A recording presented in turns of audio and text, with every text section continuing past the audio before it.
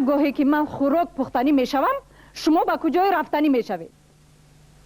عزیزم آدم برای هر یک چیزی معده چویده و بیهوده اینقدر عصبی نمیشود.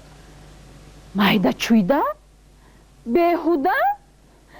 آخر باری چهارم است که شناسهایم شما را در رستوران میبینند.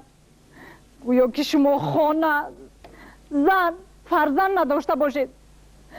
گویا که من خوراک پخته نمیتونسته باشم. بس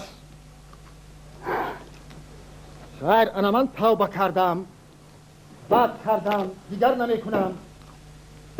شد؟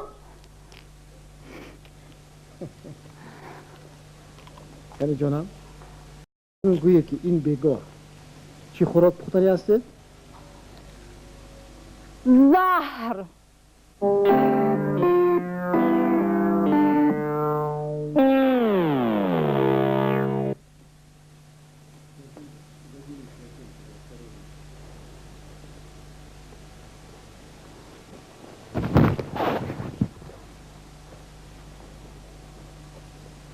خوراکت را خودت خوردن گرفت. من رفتم.